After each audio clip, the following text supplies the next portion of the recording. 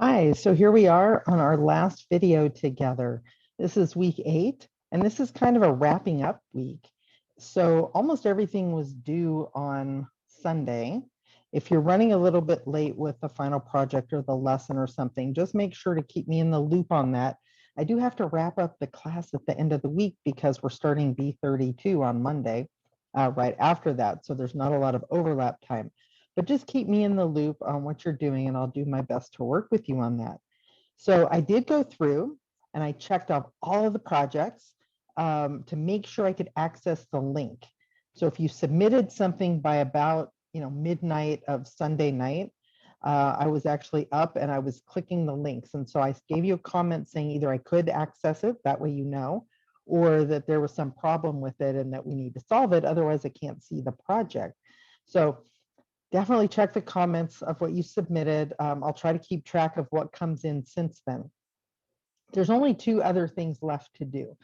If you submitted a project, a final project, there's a peer review that automatically got assigned. Now, if you'd like to participate in the peer review, but you haven't turned in the final project yet, let me know, because I think I can automatically put you in the mix for that. And that's always interesting to see what other people work on.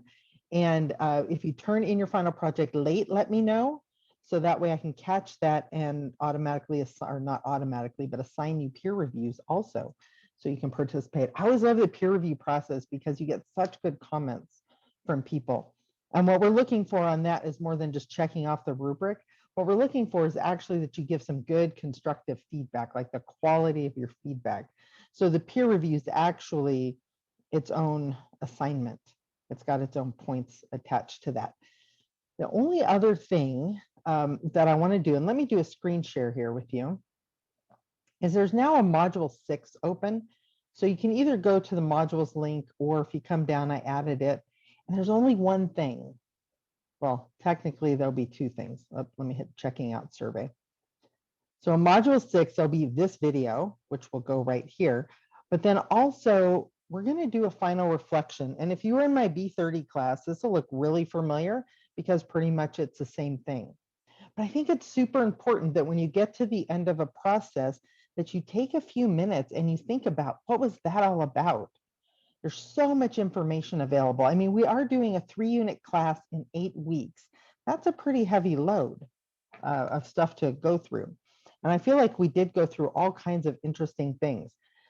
So when you do a reflection, it gives you an opportunity, and we've talked about this in different areas, it gives you an opportunity to sort of sort through everything and pull out the ideas that are most meaningful to you.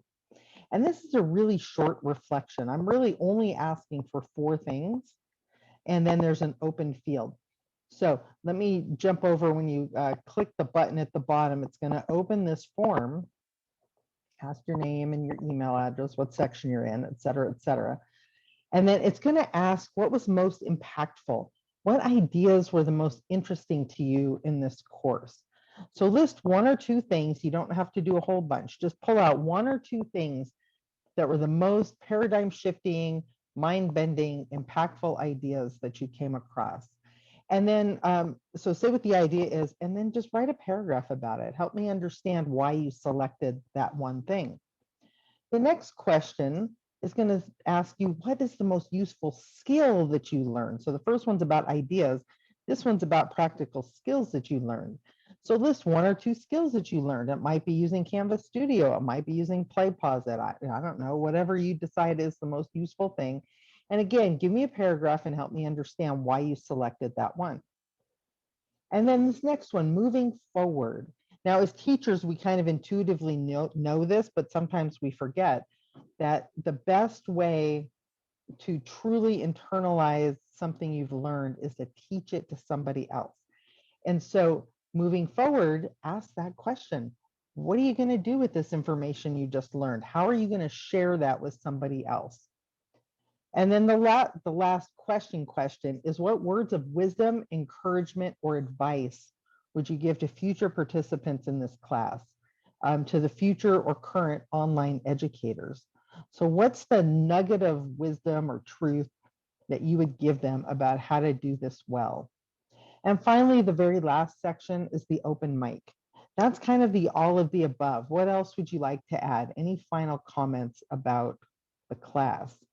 So I know we had a fire hose of information. It was a lot, but I want to give you the opportunity to sort through all of that and pull out what's most meaningful. So the process on this, if you click this link here, it'll take you to that form. And I'm giving you until March 14th. Everything else is really due on the 2nd or the 12th. The class actually ends on the 12th, but I want to give you the weekend to actually think through this piece of it. This is probably actually one of the most important things you'll do in the entire class. So that's pretty much all we have this week. Peer reviews, final reflection. Some of you posted a whole bunch of try-its last night. I was super excited about that on our Discord channel. So I'll definitely make sure to go in and read through all of that on our Cultivating Community channel, because I really want to know what you guys are trying, and I'll check off all the credit for that. I'm going to be going through the assignments and trying to give feedback on everything that I can. I did all of the research projects over the weekend, so everything that was submitted got feedback. And I think that's about it. This has been a really interesting class about cultivating online learning communities. There really is a lot more to it than what most people think. But remember, community is in the small things. That's why the try it is such a big deal. Just try it. If it doesn't work, then try something else. Okay.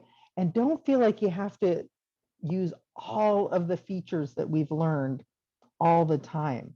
That's almost like saying, you have access to 256 colors and 400 different fonts, which I happen to have like probably at least 400 different fonts on my computer.